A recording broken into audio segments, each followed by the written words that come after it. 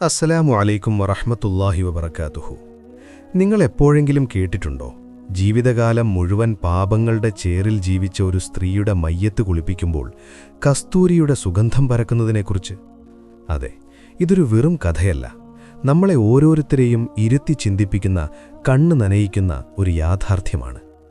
കോഴിക്കോട് അങ്ങാടിയിൽ വേശ്യയായി ജീവിച്ച് ഒടുവിൽ ആരും അറിയാത്ത ഒരു പുണ്യവതിയായി മരിച്ച ആ സ്ത്രീയുടെ ജീവിതം നമുക്കൊരു പാഠമാണ്.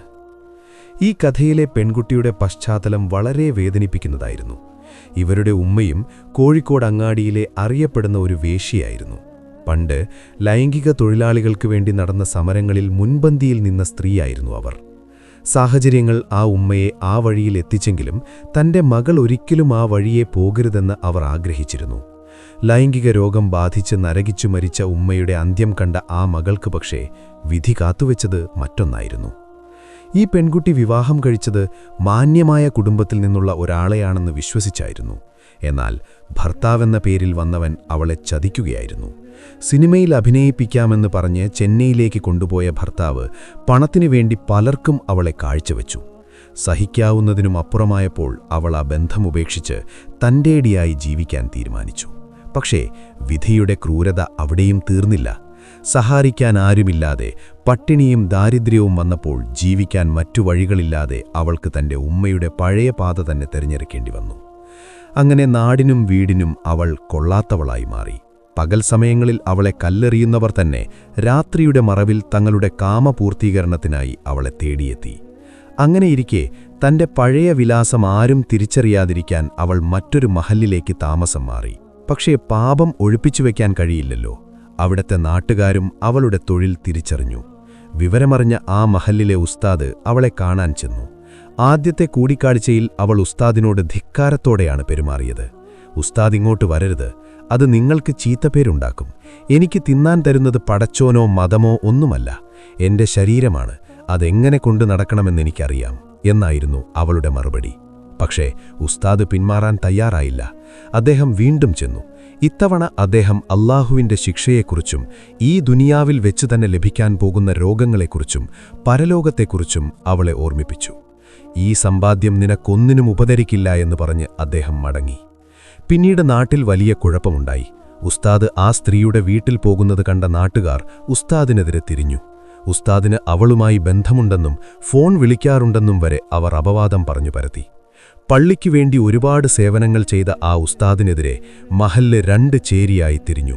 ഒടുവിൽ ഞാൻ അവളെ നന്മയിലേക്ക് കൊണ്ടുവരാൻ വേണ്ടി മാത്രമാണ് പോയത്, എന്റെ പേരിൽ നിങ്ങൾ തമ്മിലടിക്കരുത് എന്നു പറഞ്ഞ് ഉസ്താദ് ആ നാട് വിട്ടുപോയി.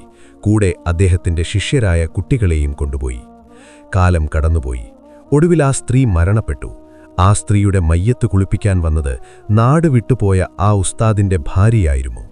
കുളിപ്പുരയിൽ വെച്ച് ഉസ്താദിന്റെ ഭാര്യ അത്ഭുതപ്പെട്ടുപോയി. ആ മയ്യത്തിൽ നിന്ന് വല്ലാത്തൊരു സുഗന്ധം പുറത്തേക്ക് വരുന്നു.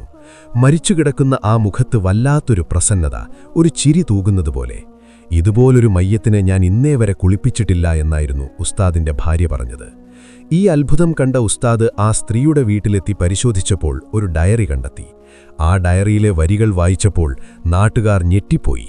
അതിലിങ്ങനെ എഴുതിയിരുന്നു: എന്റെ ഉമ്മ ലൈംഗിക രോഗം വന്നാണ് മരിച്ചത്, ഞാനും അങ്ങനെ മരിക്കാൻ പാടില്ല.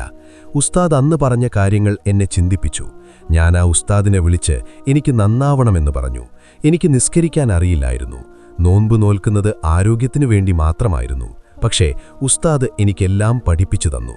ആരുമറിയാതെ ആ സ്ത്രീ തയ്യൽ ജോലി ചെയ്ത് ഹലാലായ വരുമാനമുണ്ടാക്കാൻ തുടങ്ങിയിരുന്നു. മാത്രമല്ല, ആ വരുമാനം ഉപയോഗിച്ച് അവർ 5 മുതഅല്ലിമീങ്ങളുടെ പഠനച്ചെലവ് പൂർണ്ണമായും ഏറ്റെടുത്തിരുന്നു.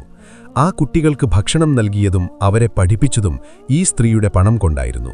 പക്ഷേ ആ കുട്ടികൾക്കറിയില്ലായിരുന്നു തങ്ങൾക്ക് ഭക്ഷണം നൽകുന്നത് ഒരു കാലത്ത് വേശ്യ എന്ന് മുദ്ര കുത്തപ്പെട്ട സ്ത്രീയാണെന്ന്. അവർ എപ്പോഴും ചൊല്ലിയിരുന്നത് സ്വലാത്തുകളും ദിക്റുകളുമായിരുന്നു.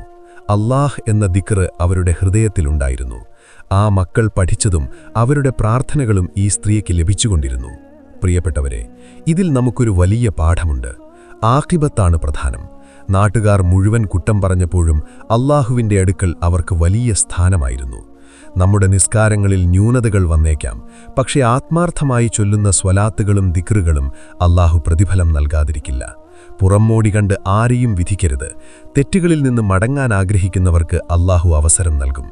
നമ്മുടെയൊക്കെ അവസാനം നന്നാക്കാൻ, നാളെ മയ്യത്ത് കട്ടിലിൽ കിടക്കുമ്പോൾ സുഗന്ധം പരക്കുന്ന നല്ലൊരു മരണം ലഭിക്കാൻ നമുക്ക് അല്ലാഹുവിനോട് പ്രാർത്ഥിക്കാം. സ്വലാത്തുകളും ദിക്റുകളും ജീവിതത്തിൽ അധികരിപ്പിക്കാം.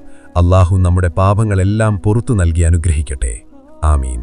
അസ്സലാമു അലൈക്കും വറഹ്മത്തുള്ളാഹി വബറകാതുഹു.